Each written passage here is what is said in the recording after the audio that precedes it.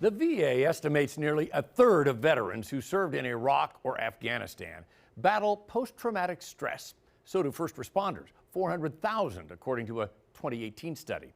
There are a variety of treatments for PTS, including a therapy in this area that weighs in at about 1,000 pounds and stands tall on 4 legs. Time to saddle up.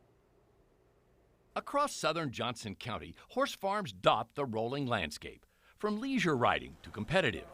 But at one farm, it's horsing around of a much different kind. It was life-changing for me. 31 years on the Minneapolis police force had taken its toll on Kevin Lazarchik. The pressures of being a cop on the streets, the trauma. Lots of anger, sleepless nights, relationship problems, both professionally and personally. And the riots, sparked by the death of George Floyd. That was very challenging, to say the least, and just trying to navigate my own personal mental health during all that time. Made it worse? Made it worse. It was very difficult, and ultimately it led me down a path of where I'm at now.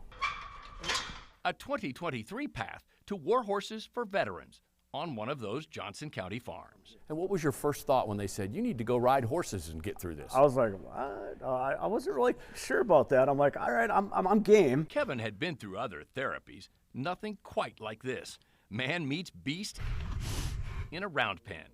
But before he could tame that beast, Kevin had to tame himself. It's that horse can feel your energy from 4 to 6 feet away. Like, the more I brought negative energy to the horse, the more that horse just got spun around, and he was not happy.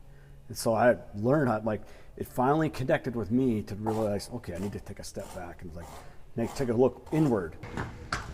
They're mirrors. Brett Courtright has stood before those mirrors, those horses. A Kansas City area cop for 12 years, he too battled PTSD. In 2019, he took part in the 6-day program. Starting in that round pen, taming the beast by taming himself, building confidence in the saddle by taking the reins of horsemanship and life day by day. Our horses can spin, they can slide, they can rope, and we're going to give you this giant rocket ship. We're going to give you all the tools, give you everything you need to support you, but you got to light the match to go. Tools that include nutrition. What do you guys think? And nurturing. Learning communication skills alongside those riding skills. There's no judgment here. Pat Brown and her husband Andy raised 2 daughters and a few horses on this Stillwell farm. In 2014, they launched War Horses for Veterans out of their home, a 3-day program then. Veterans came first, first responders later, eventually expanding to 6 days. The daughter of a World War II pilot just knew her horses could heal. They are completely non-judgmental, which is why I think it works so well with these veterans and first responders. You know, they're used to being in situations and being judged on their actions. Their girls grown, a business sold. The Browns set out to grow the program and property, donating the ranch and fundraising to add buildings, housing, and horses. It meant the world to us to be able to see this continue after we're gone. This place has helped me be a better father, a better husband, and just a better man overall. So much so, Brett Courtright stayed. Today, he's the executive director of War Horses for Veterans. So how's the week going so far? Pretty fantastic so far. And Kevin, he came back.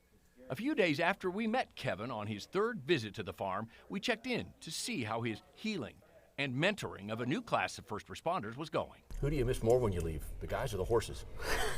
Maybe the horses a little bit more. They'll talk back. Taming that beast by taming himself and building a network of new friends he can lean on when he goes home for good. I just know that when I want to leave, I'm going to be ready to leave, and I'm just going to close that chapter in my book and then move on to the next chapter. I'm just going to do it, with a smile on my face.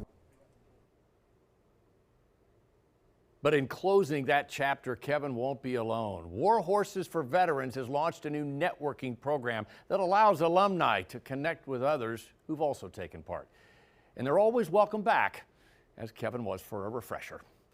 The best part, it's free. And to keep it that way, War Horses for Veterans is hosting its 4th Derby Party at its Stillwell Ranch, Saturday, May 3rd. Tickets are still available. We've posted the link to how you can join the fun with this story on fox4kc.com.